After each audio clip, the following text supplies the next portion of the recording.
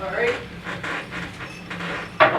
That was mine. I did leave that earlier. I'm not just being a gross creep drinking someone else's drink. So the first poem I'm going to do is about professional wrestling, which my friend got me into last year, and I wasn't quite sure what I think of it when I went. And then I went, and I fucking loved it. It is the exact mix of high camp and ultra violence I'd be looking for by so this is a poem about that. It's called Progress. Ignore the men in beards, the least impressive dwarvish council you've ever seen. All print cotton band shirts, beer guts, and the arms crossed sombre enjoyment of middle-aged men at gigs. This is more than what it seems. Ignore the metalheads, if that's not your thing. Though if you knew any metalheads, you'd know they're the nicest people you can possibly meet. Ignore what you think wrestling is. For show me an act more vulnerable, more trusting, than letting a man built like a shit brick house in Lycra place his boot on the nape of your neck while a crowd screams.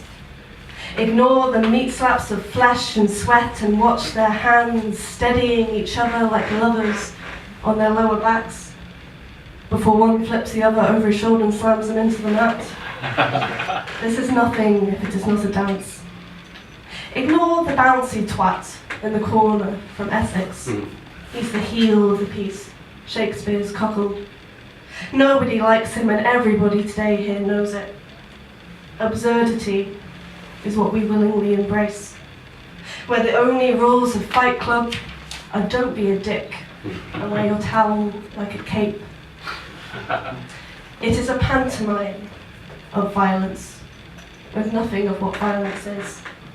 It's joy, not fear, lives here in this ring. Each action a two-step of experience and choice.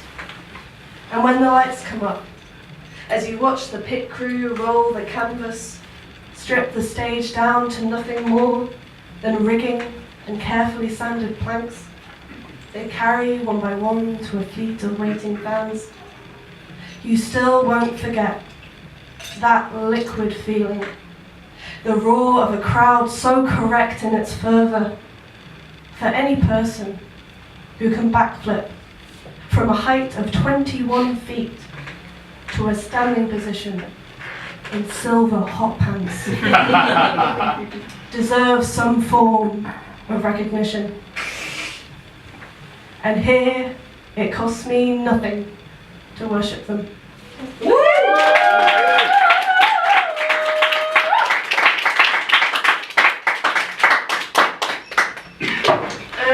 Right, I'm going to do 2, possibly 3 new ones, depending how I get on for time. So, does anyone know what NaPoWriMo is? Really stupid fucking word? Yeah. It's National Poetry Writing Month. It's this month.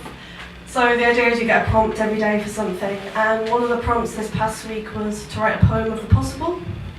And I took that as an opportunity to write a poem about the Mercury 13. Does anyone know who the Mercury 13 were? Yeah. They were a group of 16 women in America in the 60s who were privately trained and tested to see if they would be able to travel through space with the intention of landing them on the moon. Unfortunately, NASA did not allow them into their space program because of their gender, which is fucking balls. So I wanted to take the opportunity to write a poem about them and a possible outcome for them that didn't happen. So this poem's called Forking Paths. They call us the Mercury 13, and like Mercury, we are silver quick, potent, liquid, and like 13, there is magic in our number. Women of the West, we hail from Oklahoma, Detroit, New Mexico, Michigan. We are the daughters of farmers and businessmen who chase and catch our wings in our infancy. Some of us taught to fly by brothers in a second-hand Waco biplane. Our schoolyard, the desert, pocket money earned scattering flyers for the circus. Others are cast out for even seeking wisdom, banished to Catholic school in Texas. We claw our way back. We are young, so convinced of our own power that aged 4 we jump off the barn roof, a Superman cape tied around our neck. We always believe in putting the journey first. We dress in aviation jackets over skirts, pursue careers as engineers, charter pilots, instructors. Still, our gaze is fixed upwards. We do not linger when the call comes. We sense the tide change in a new direction. The moon's pull like a wetted finger held up to the wind. They train us in a clinic in Albuquerque, and it feels like nothing if not the persecution of centuries. Rubber tubes forced down our throats, though we do not suppress our hunger. Let them administer round after round of electric shock to test our nerves. Allow ice shot into our ears to freeze our drums. Swallow water, poisoned with radiation, their pens poised to see what will happen. They do not succeed in drowning us out in the highest courts of the land. In a memo passed across the secretary's desk, stop this now. The money shot, the moon shot, our silhouettes illuminated in the earth light, graces the cover of Time that year, wins the Pulitzer. Janis Joplin uses the picture for a record she names Metamorphosis, and millions of young girls lean forward in their living rooms, knees ground into the carpet. Ignore the burn as they count the bouquets of flowers crushed beneath our feet, palms pressing against their glass screens, the twitch in their fingers, the path that is forking, a new nation of movement. For at last we are witch women, women in flight, out of reach of the earthbound, those keeping step with the times. For up here, where there is no atmosphere, no facts of matter to contend with, to make probable, here is our realm, starlit land of no man, of the fae, the possible. Ooh.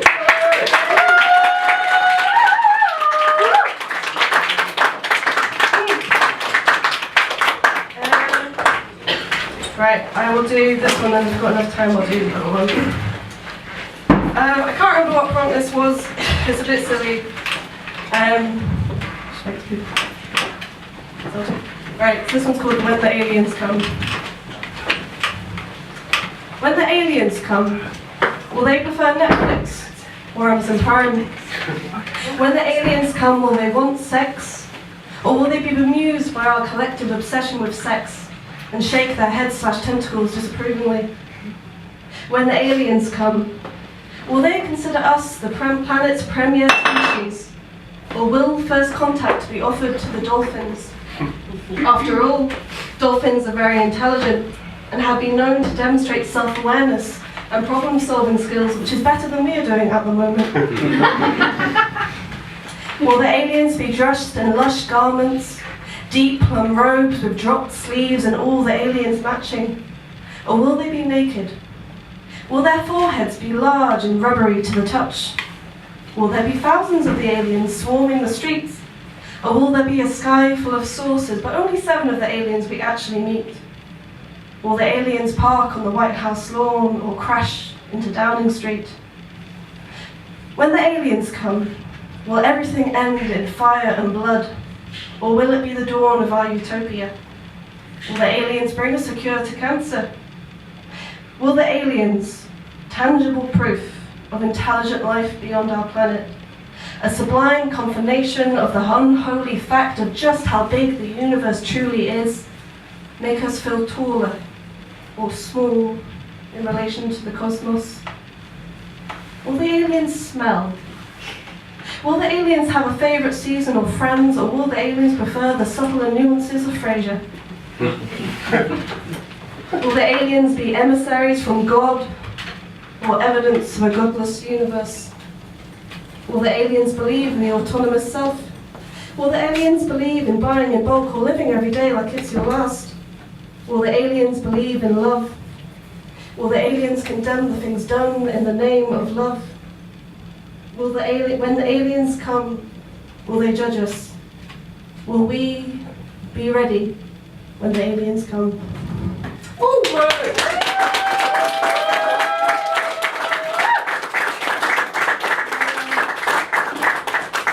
right, I will do this one. All right. Which I would like to dedicate to my friends Robin and Helen, who are in the audience, who are teachers at school I work with, and all the people who work in schools. Tell me people that. Tesco. Sorry, Helen works in Tesco. Please don't go up to Helen and talk about being a teacher. She will get very cross. This is called Soft. Colleagues of mine often say I speak softly, and I feel admonished for this softness, a distinctly southern quality, as if their words are hard-edged coal, vital, and mine is silk, wisped, frippery, ill-equipped to use with the parents of the children I work with, who balk at my accent, the voice to too many of distant, imperious, dismissive authority, of the landlords and charlatans. But all that, how I sound my vowels, the tics of phrase the kids at school screw their noses at, all that is surface issue softness, sediment of dialect and culture, easily blown apart by hardy winds. Talk to me. There's bedrock underneath. There is a hardness in patience. There is hardness in standing stock still, in bearing the brunt, the thrashing, the anger and disdain of children in pain, or worse, those wading through the boredom of a country just disinterested in them, of where their next meal is coming from, of all the ways in which they are flinty and kind and clever as fuck, in waking them up, bolstering them, crouched low, hands ready to the next sledge, eyes on their mad scrabble of legs, in letting them bawl and act like pricks, and then do them the courtesy to stay, and then anyway, and let them know they are acting like pricks, to stay and offer them solutions they may not take and you cannot make them, to stay and show them you are human, to stay, and sometimes shout, though you know you shouldn't, but you are human, and you are tired, but to stay, to keep staying, to stay when staying is the only way to communicate care, when a child is screaming and can't stop, can't afford the time to learn the control to listen.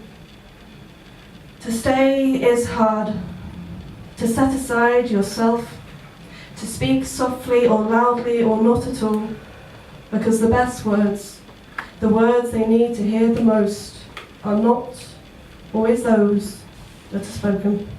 Thank you.